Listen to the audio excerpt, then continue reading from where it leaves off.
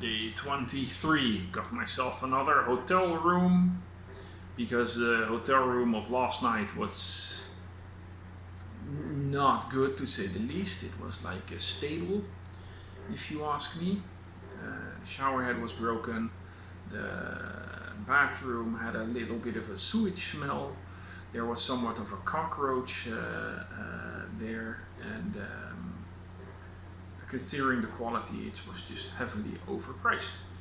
Now I got myself a hotel room that is nearly half the price, and it is quite a bit better. It's definitely not excellent, but the shower head works, although it's not hot water.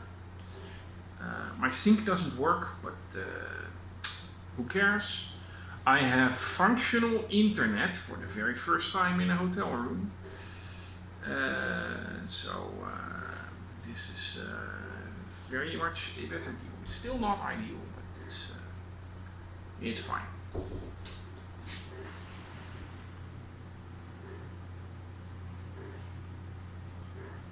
And somebody just opened my hotel door. I don't specifically know why.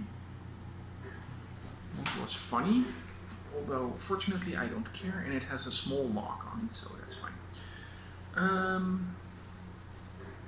This morning I went out hunting for breakfast, of course. I found a nice breakfast place. And then I went to the village a little bit north from Karkar, San Pedro, am I saying it right? And hung around there. It's not that much of a remarkable village. It had a small market, particularly the meat and fish section. I didn't trust that much. It seems as though the smaller the village, the more questionable the quality of the meat products and the fish products on the market is. It doesn't really come as a surprise to me. And then I went looking for a nice lunch place, and I found a real oasis. The place looked, on Google Maps, it had 5 or 6 reviews that were excellent, and they were all quite recent, so I figured this place probably exists. And when I looked at it, it looked far too luxurious, but then I looked up the prices and they seemed fine, so let's go. And I found myself a surprisingly nice lunch, and I had a long extended talk with the owner of the place. I had such a fun conversation. This country is full of surprises. Most of them are nasty, but if you can deal with that, around every corner some funny oasis can be found.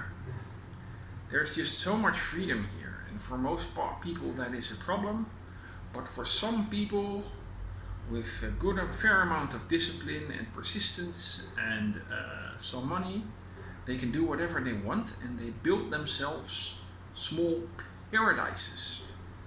And they are scarcely scattered all over the place. It's such an interesting aspect of this country. There are places that are better than even for Western standards. It's as simple as that. And then I went back to Karkar, had myself a nice dinner at the same place I ate yesterday, that cafe terrace. That was actually not so difficult to find.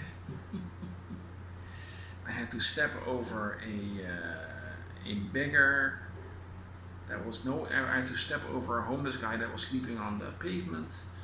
Step past a stray dog. Ignore the abandoned building on the second floor, onto the roof terrace, and nice place.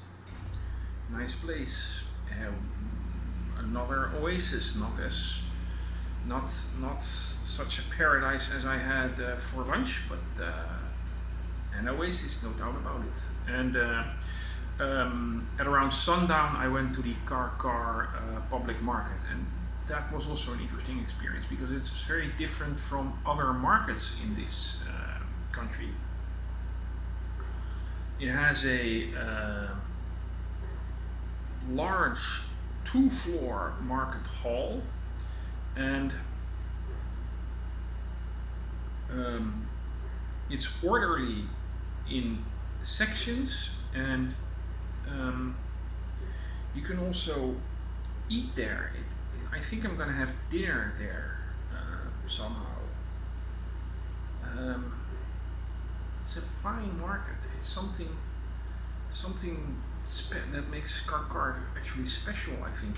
I also have the feeling that lechon, some kind of pig, some kind of pork food thing here, is specifically a Karkar thing. And there was also somewhat of a food festival next to it. It's the Philippines. Every time you step outside, it smells like barbecue. It's an interesting marketplace, and it's must visit when you go to Karkar, if you ask me.